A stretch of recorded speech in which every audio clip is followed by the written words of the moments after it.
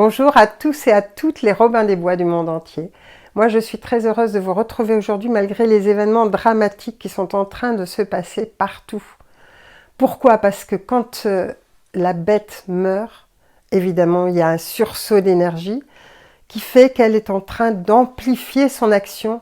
C'est comme le dernier sursaut. Ça n'est pas le dernier sursaut au niveau du timing, mais c'est un des derniers sursauts. Et pour moi, ça veut dire qu'elle est en train de perdre pied.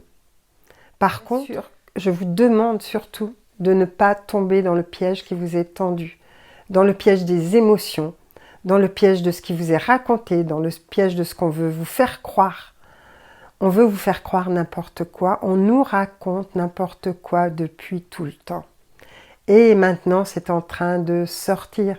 On est en train de sortir de l'ornière.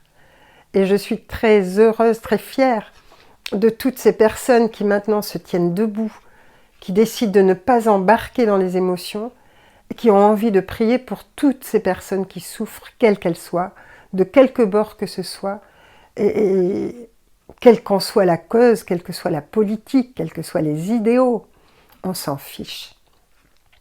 Donc surtout ne tombez pas dans les pièges, parce que si vous saviez ce qui est en train de se passer, je n'ai que quelques petits aperçus. Il y a des choses qui n'est pas possible de dire actuellement, mais je sais qu'il y a des personnes qui sont à des postes clés en ce moment, qui viennent d'autres mondes, qui sont en train d'agir et peut-être qui donnent l'apparence d'agir dans le sens contraire. Alors surtout, ne jugez pas, ne rendez pas la charge plus lourde qu'elle n'est déjà pour ces personnes-là. Vous ne les connaissez pas ou vous les connaissez, peu importe. Mais surtout, n'émettons plus de jugement.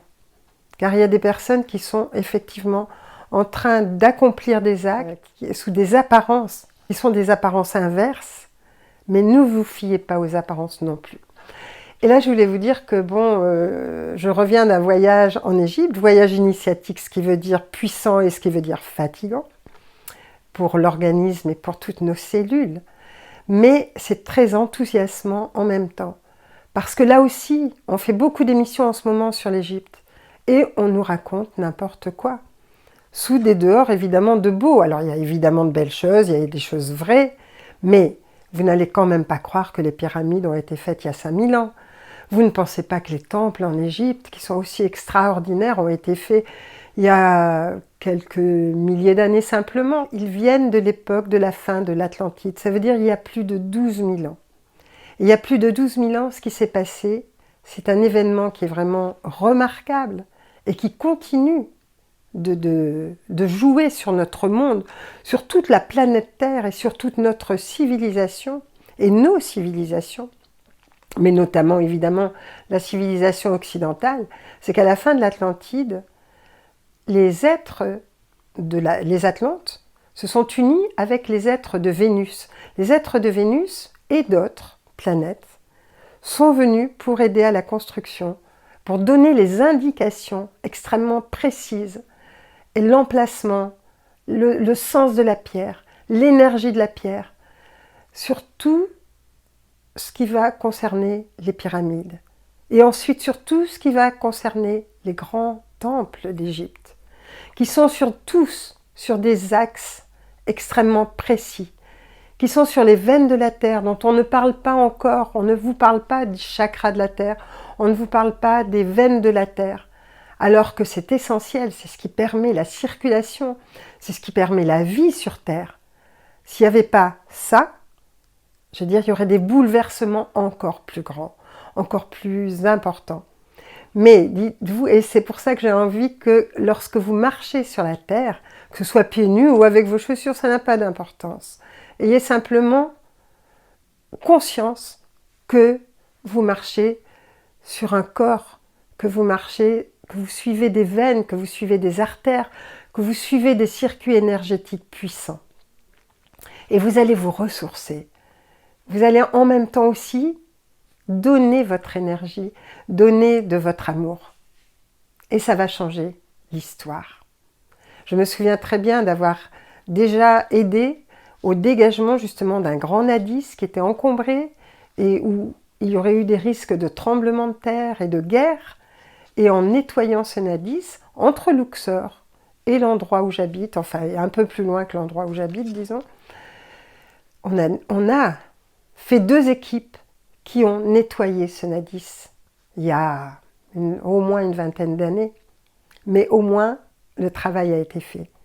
Mais dites-vous aussi que la pyramide, par exemple, de Khéops, mais les autres pyramides aussi, on est allé aussi dans la pyramide qui est reliée à Mars, on est allé dans une pyramide qui est reliée à la planète Vénus. Elles sont toutes reliées aux étoiles.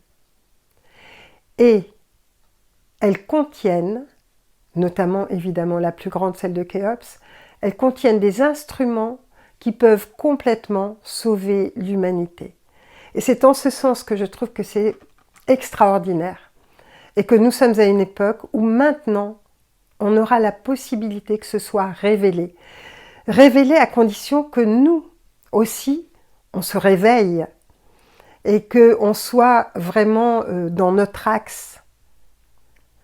Pourquoi est-ce que ça a été scellé? Tout ce savoir, le savoir de toutes les humanités, le savoir de tout le cosmos a été enfermé et scellé dans la pyramide de Khéops et dans d'autres pyramides, pour que ce ne soit pas aux mains des forces de l'ombre. Donc vous pensez bien que maintenant, ça va pouvoir se réveiller, mais à certaines conditions. En tout cas, j'avais envie de vous dire ça pour vous dire que ne perdez pas espoir. Il y a tout et je sais que c'est l'époque où on va pouvoir commencer à ouvrir les portes. Je ne sais pas si c'est nous qui les ouvrirons, peut-être d'autres les ouvriront, mais c'est l'époque en tout cas où ça va s'ouvrir. Et ça c'est magnifique, tenez-en compte. Vous n'êtes pas obligé d'aller dans la pyramide de Khéops pour qu'il se passe quelque chose en vous, parce que vous êtes un temple. Vous êtes le temple. Quand on parle du temple dans l'homme, par exemple, quand on visite, le temple justement de Luxor, c'est absolument extraordinaire de passer des pieds jusqu'à la tête, en passant par le cœur, en passant par les différents organes. Et c'est là où on se rend compte que nous portons en nous toute la divinité sur des plans subtils et sur tous les plans subtils. Nous sommes des êtres absolument fantastiques. Et c'est ça maintenant, c'est ces portes-là qu'on va commencer à ouvrir les unes après les autres. Et c'est à ça que je vous invite. Petit à petit, vous allez voir comment, c'est-à-dire plus vous allez aimer, plus vous allez sourire à la vie, plus vous allez respecter ce qui est autour de vous, plus vous allez être dans le non-jugement, plus vous allez calmer, plus vous allez calmer vos émotions, et plus vous serez apte à ouvrir ces portes à l'intérieur de vous. Et dites-vous que chacune de vos cellules est comme un petit athanor et que ces cellules, elles se transforment et elles ont un processus alchimique qui permet de transformer le plomb en or, et c'est ce que ça vous permet de faire. Donc je sais que vous allez trouver les moyens pour le faire et c'est ce que je vous souhaite de mieux. Alors là maintenant je vais laisser la place, comme je vous l'ai promis, à une amie qui s'appelle Christine Laure et qui va vous donner par exemple une pratique. Alors la fois dernière avec Sylvie, vous avez eu une pratique pour rentrer en contact avec le peuple de la nature. Là j'aimerais que vous ayez une pratique pour rentrer en contact avec le peuple animal. Et vous allez voir que petit à petit, vous allez ouvrir ces portes. Et que petit à petit, effectivement, le monde va changer. Et le monde est en train de changer. Parce que figurez-vous par exemple qu'en Égypte, maintenant, les guides qui nous accompagnent sont des guides complètement acquis à ce que l'on est en train de raconter. Et ils se le communiquent de guide à guide. Et donc c'est fantastique. Ce que vous faites se multiplie, sachez-le. Donc ne perdez surtout pas espoir. Donc je vais laisser la parole à Christine Laure. Et puis ensuite je vous dirai aussi, je vous laisserai une petite annonce parce qu'il y a un événement où il y aura 3000 personnes à Limoges au mois de mars et qui va être sur les galactiques. et où je serai présente, et j'espère qu'il y aura beaucoup parmi vous qui seront présents aussi. Il y a 3000 places, mais apparemment elles partent vite. Donc on vous mettra les références. Voilà, je vous souhaite le plus beau. Bonjour, et bien voilà, donc on me laisse la main pour vous parler maintenant de la communication animale, un vaste programme bien sûr, et il y a plusieurs façons de communiquer avec le monde animal. La communication telle qu'on la fait quotidiennement, assis, debout, couché, vient, repart, revient, on a l'habitude de ce genre de communication. Et il existe une communication beaucoup plus subtile qui demande un positionnement différent. Alors, je sais que beaucoup ont envie justement d'apprendre à communiquer avec les animaux qui sont proches d'eux. Et j'ai envie de vous proposer un petit exercice à faire si vous avez justement proche de vous un animal, que ce soit un chat, un chien, un cheval ou autre. Donc, pour ce faire, eh bien, dans un premier temps, il est important que vous vous rendiez disponible à cet animal qui vit proche de vous et qui a sûrement de nombreux messages à vous transmettre. Disponible, ça veut dire tout simplement se poser en silence, en réceptivité par rapport aux informations que l'animal peut vous communiquer. Comment il va vous communiquer ces informations? Eh bien, en utilisant son mode de fonctionnement et en l'équilibrant, en l'ajustant à votre propre fonctionnement aussi. Donc, on a 5 sens. L'un ou l'autre de ces 5 sens peut être utilisé. Lorsque vous avez un animal proche de vous et que vous souhaitez communiquer avec lui, eh bien, il y a une chose toute simple, c'est la relation d'âme et de cœur avec cet animal. Donc, si vous avez envie d'essayer, et si là, maintenant, un chat, un chien ou un autre animal est proche de vous, je vous invite à trouver un espace où vous allez pouvoir vous poser tranquillement, calmement, en lâchant le mental, bien sûr, parce que si la tête est pleine, on ne peut recevoir aucune information. Donc, vous allez tout simplement prendre conscience de votre respiration. Beaucoup d'entre vous ont, j'en suis sûre, l'habitude de le faire. Mais là, c'est dans une démarche un petit peu différente, parce qu'elle va nous amener à créer le lien d'une autre façon avec l'animal qui est proche de nous. Alors, si vous êtes prêts, trouvez un espace dans lequel vous pouvez vous poser tranquillement. Ce peut être un canapé, ce peut être dans la nature, à côté de votre cheval ou autre.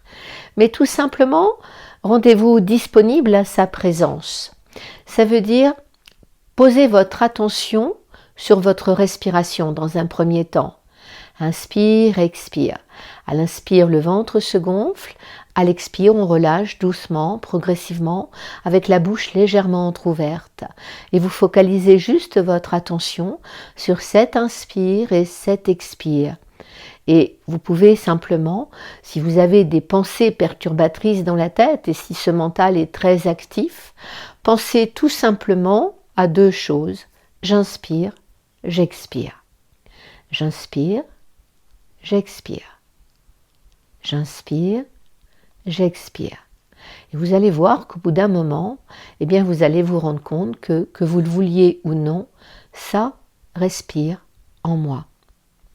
Et doucement, le silence se pose, doucement vous prenez conscience de votre corps, posé là où vous êtes, en contact avec le sol, et puis vous allez sentir cet animal qui est proche de vous, le visualiser, ou peut-être avez-vous votre chat sur vos genoux, et calez votre respiration sur son propre rythme.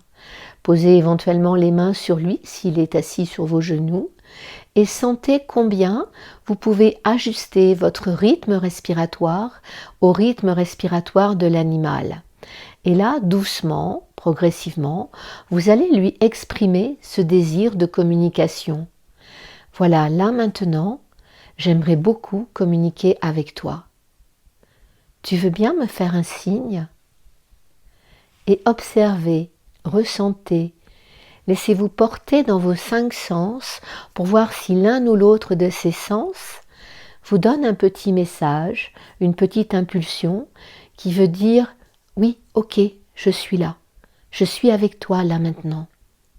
Vas-y, je t'écoute. » Et écoutez, écoutez, recevez, ressentez.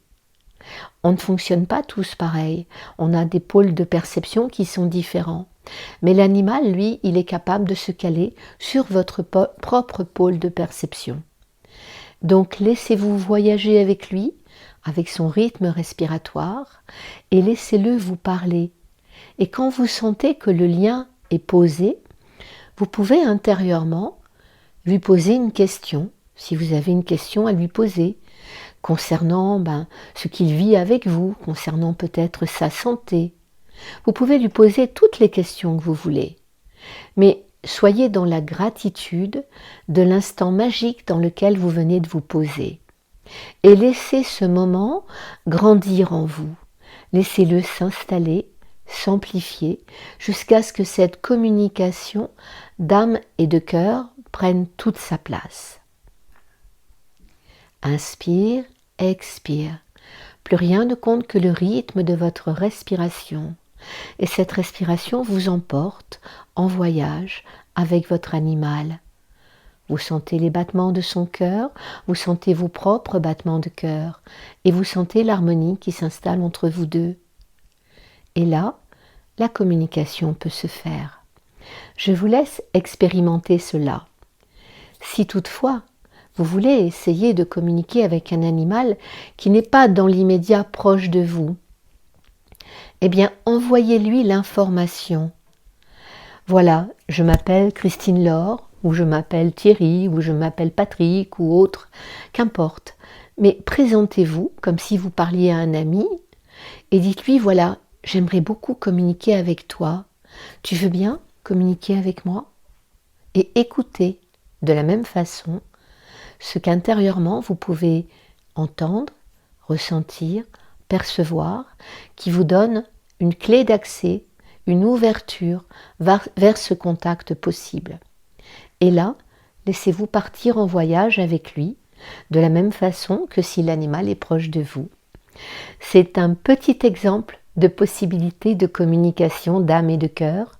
En tout cas, n'oubliez pas d'exprimer une profonde gratitude pour les instants partagés avec le monde animal. Merci de votre écoute.